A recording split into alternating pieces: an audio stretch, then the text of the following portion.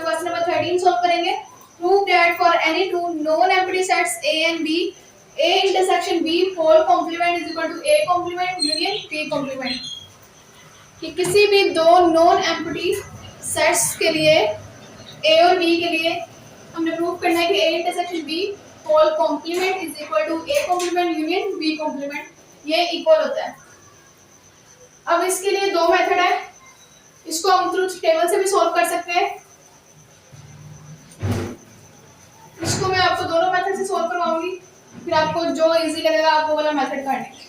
सबसे पहले इसको ट्रुथ टेबल से सॉल्व करते हैं। तो यहाँ पे हम पहले इसको पहले मेथड से सॉल्व कर लेते हैं।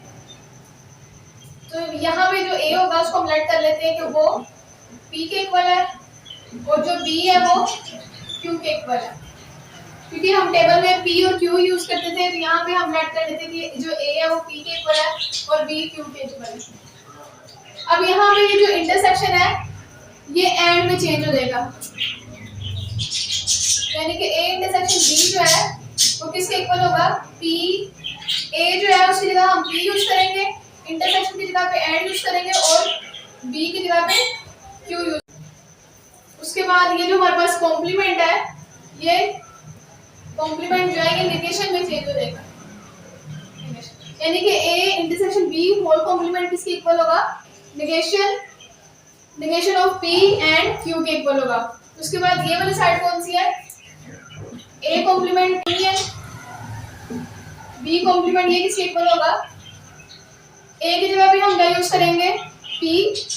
और उसके बाद यहाँ पे कॉम्प्लीमेंट है, तो कॉम्प्लीमेंट किसमें चेंज हो जाएगा? नेगेशन में।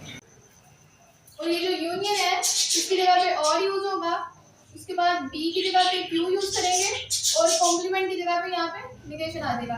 B कॉम्प्लीमेंट था इसलिए यहाँ पे नेगेशन ऑफ Q आ जाएगा।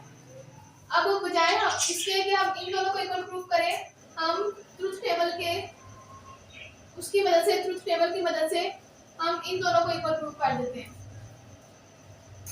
To show A intersection B whole complement is equal to A complement union B complement, इन दोनों को इक्वल प्रूफ करने के लिए हम ये प्रूफ कर देते हैं कि ये दोनों इक्वल है। We have to prove negation P and Q is equal to negation P और negation Q। हमें इन दोनों को इक्वल प्रूफ करना होगा।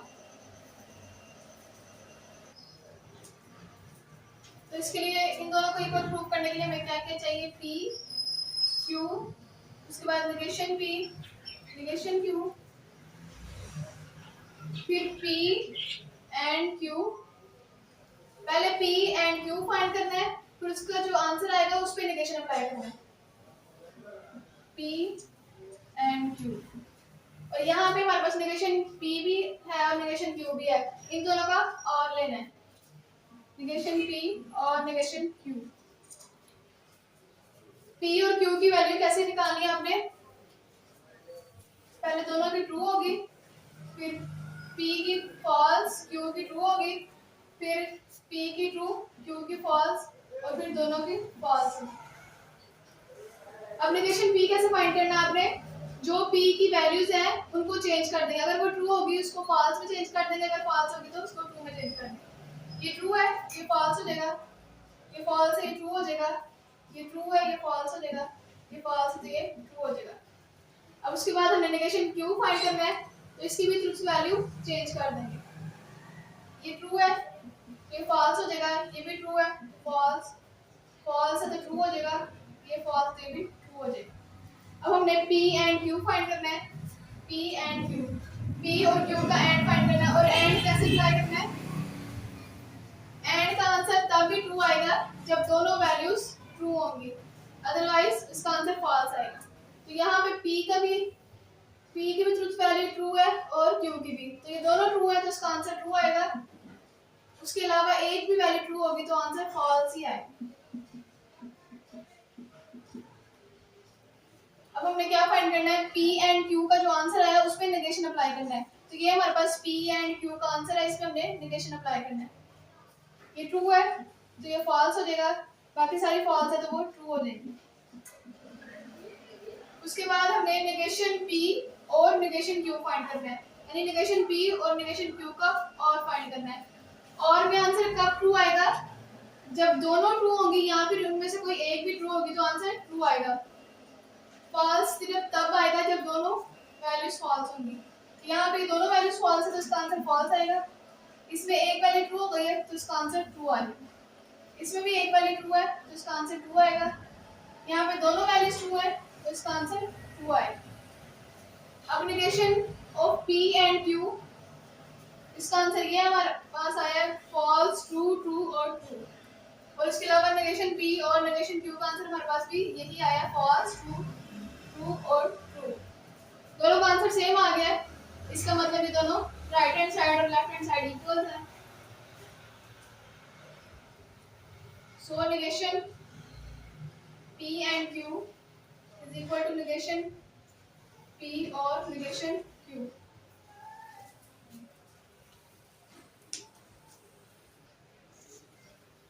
क्या होता है, अगर हमें प्रूव करना है कि A जो है वो B का सबसेट है, तो A को B का सबसेट कैसे प्रूव करेंगे? A set A is said to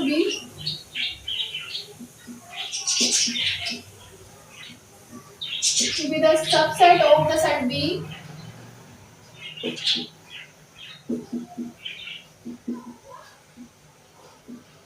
if and only if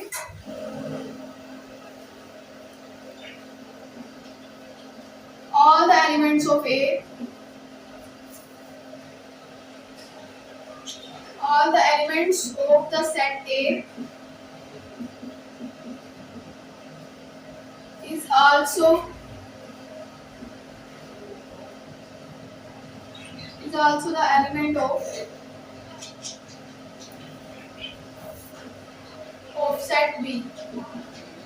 हम सेट A को सेट B का सबसेट कब कहेंगे कि अगर A के सारे एलिमेंट जो हैं वो सेट B के भी एलिमेंट्स हों। फॉर एग्जांपल हमारे पास एक सेट है सेट A 2, 4 और 6, और एक सेट B है हमारे पास 2, 4, 6, 8, 10।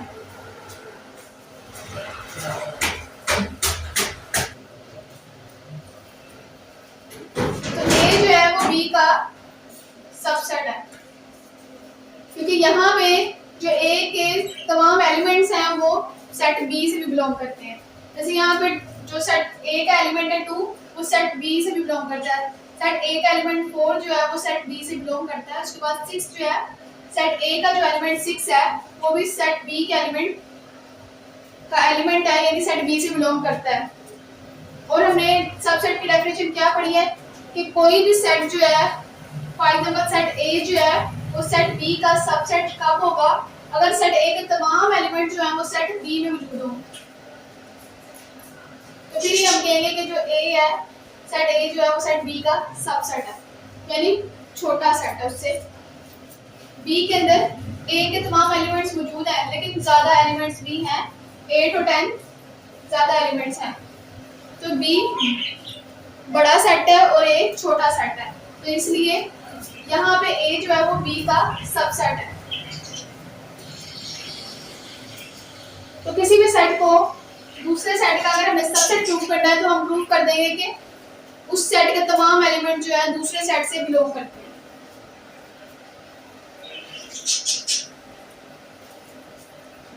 अब दूसरी एग्जांपल ले लेते हैं।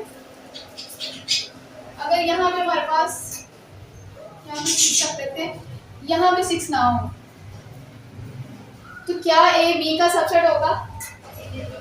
तो फिर A जो है वो सेट B का सबसेट नहीं होगा, क्योंकि हमने डेफिनेशन क्या पढ़ी है कि सेट A जो है वो सेट B का यानी दूसरे सेट का सबसेट तभी होगा अगर उसके उस सेट के तमाम एलिमेंट्स दूसरे सेट में मौजूद हो।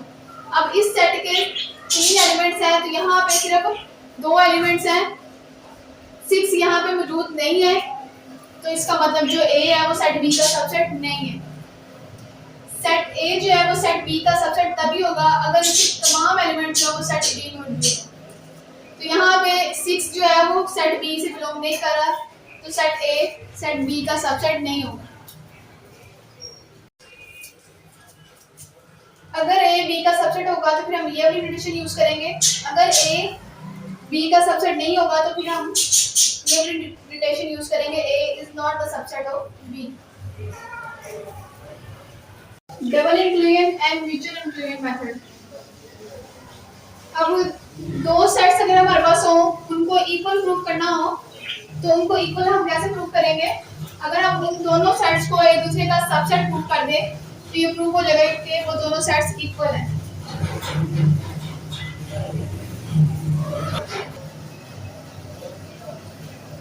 To prove to sets A and B are equal। दो सेट्स, फॉर एग्जाम्पल अगर हमारे पास दो सेट्स हैं A और B, अगर हमने इन दोनों को इक्वल प्रूव करना है, we have to show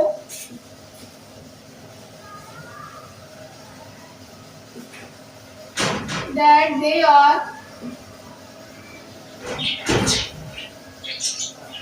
the subset of each other। अगर हमने प्रूव करना है कि दो सेट्स A और B इक्वल हैं तो इसके लिए हमें प्रूव करना होगा कि वो दोनों सेट जो है वो एक दूसरे के सबसेट हैं। यानी कि हमें ये प्रूव करना है कि अगर A और B, हमने अगर ये प्रूव करना है कि A और B ये दो सेट्स हैं, एक सेट A और एक सेट B, अगर हमें इन दोनों को इक्वल प्रूव करना है तो हम उसके लिए ये प्रूव करेंगे कि जो A है वो B का सबसेट है और जो B है वो A का सबसेट है। यानी कि दो सेट्स को इक्वल प्रूव करने के लिए हमें क्या प्रूव करना होगा कि वो दोनों एक दूसरे के सबसेट है। सेट A B का सबसेट है और B A का सबसेट है, दोनों एक दूसरे के सबसेट है। इस मेथड को क्या कहते हैं? Double inclusion and mutual inclusion method. अब हम इसी क्वेश्चन को दूसरे मेथड डबल इंक्लूजन और म्यूचुअल इंक्लूजन मेथड से सॉल्व करेंगे। तो क्या था कि दो सेट्स को इक्वल प्रूव करने के लिए हमें उन दोनों को एक दूसरे का सबसेट प्रूव करना था। तो यहाँ पे हम इन दोनों को एक दूसरे का सबसेट प्रूव कर देंगे। इसको इसका सबसेट प्रूव करना है और इसको इसका सबसेट प्रूव करना है, तो फिर ये दोनों सेट्स इक्वल होंगे। हमने दो चीजें प्रूव करनी है इसमें। तो पहले इसको इसका सबसेट प्रूव करना है, यानी A intersection B whole complement, ये सबसेट होना चाहिए A complement union B complement का। और उसके अलावा हमें क्या प्रूव करना है? पहले इसको हमने इसका सबसेट प्रूव करना है, उसके बाद इसको इसका सबसेट प्रूव करना है। A complement union B complement को हमने सबसेट प्रूव करना है A intersection B whole complement, यानी हमने ये दोनों कंडीशंस प्रूव करनी है। सबसे पहले इसको कैसे प्रूव करेंगे हम? इसको इसका सबसेट प्रूव करने के लिए हमें क्या करना पड़ेगा? इसमें से कोई एलिमेंट लेना पड़ेगा और उसको प्रूव करना होगा कि वो एलिमेंट इसके अंदर भी मौजूद है, इस सेट से भी बिलोंग करता है।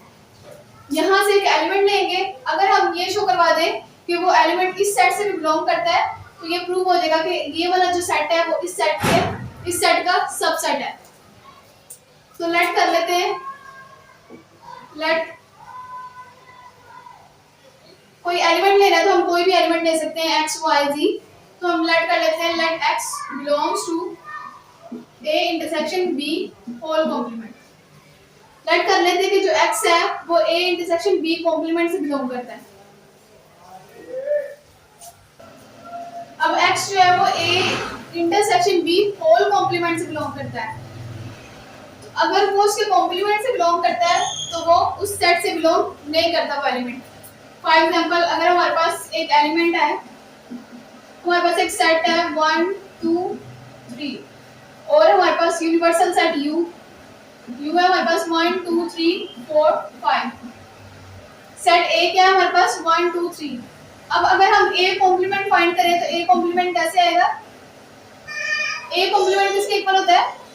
U माइनस A के इक्वल होता है। यानी अगर किसी भी सेट का हमने कॉम्प्लीमेंट फाइंड करना है तो हम उसको U में से माइनस करते हैं।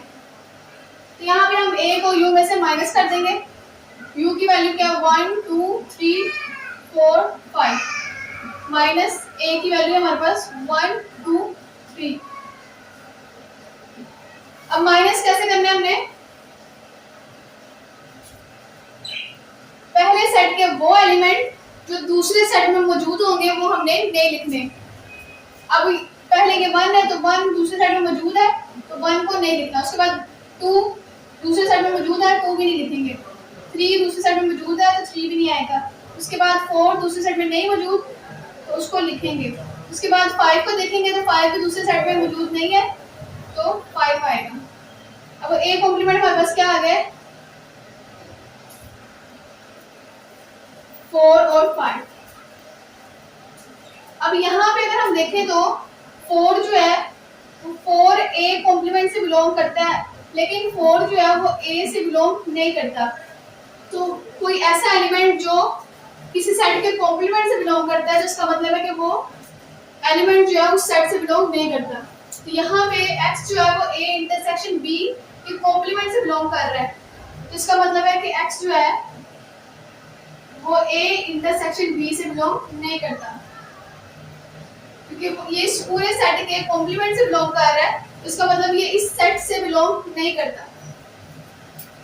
अब x जो है वो a इंटरसेक्शन b से बिलोंग नहीं करता, इसका मतलब ये इंटरसेक्शन में नहीं है।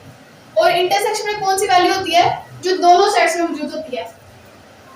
इसका मतलब कि x जो है वो a में भी नहीं मौजूद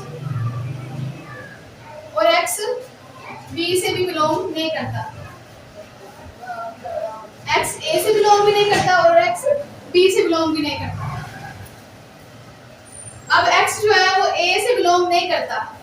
जैसे यहाँ पे 4 जो था वो a से बिलोंग नहीं कर रहा था, लेकिन 4 जो है वो a के कॉम्प्लीमेंट से बिलोंग कर रहा था। तो यहाँ पे x अगर a से बिलोंग नहीं करता तो x डेफिनेटली a कॉम्प्लीमेंट से बिलोंग करेगा।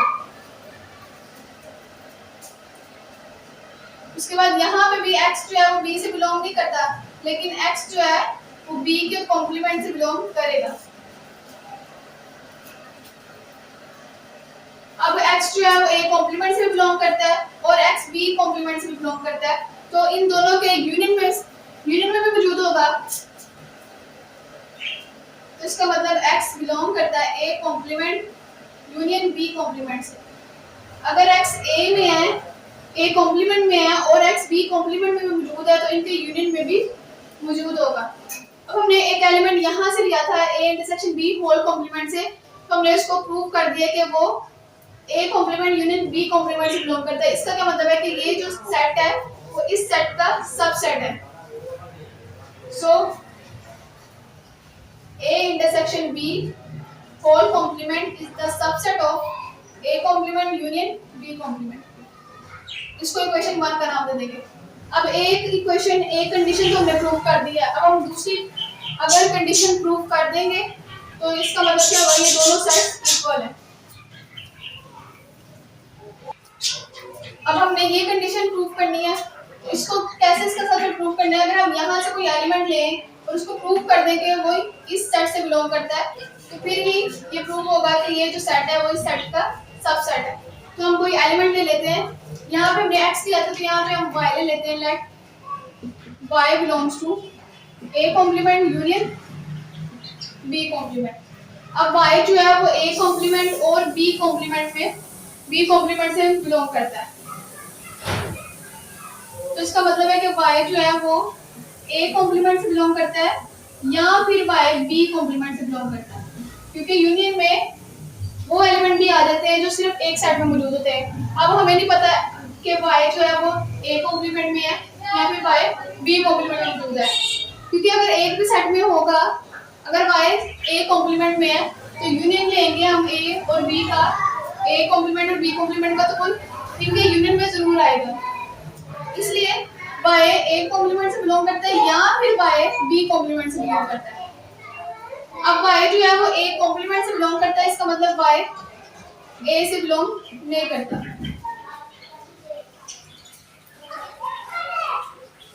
अब y a से बिलोंग नहीं करता और यहाँ पे भी जो y है वो b कॉम्प्लीमेंट से बिलोंग करता है, इसका मतलब y जो है वो b से बिलोंग नहीं करता।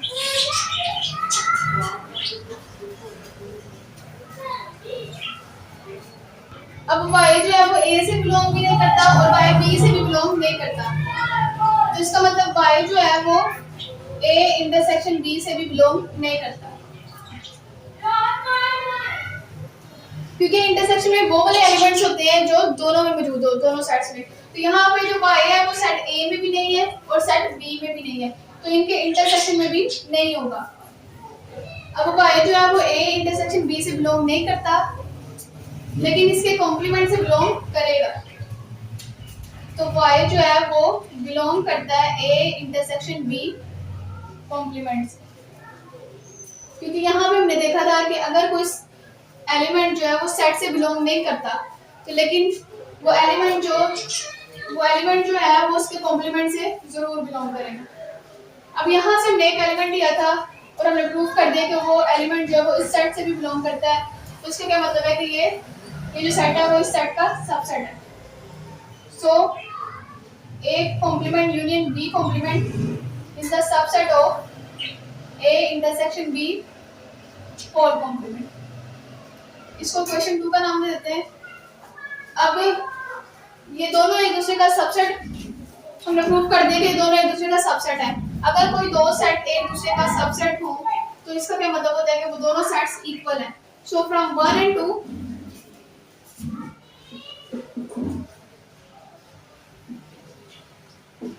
1 and 2 इक्वेशन 1 और 2 से क्या प्रूव हो रहा है कि दोनों सेट्स इक्वल हैं। A intersection B whole complement is equal to A complement union B complement।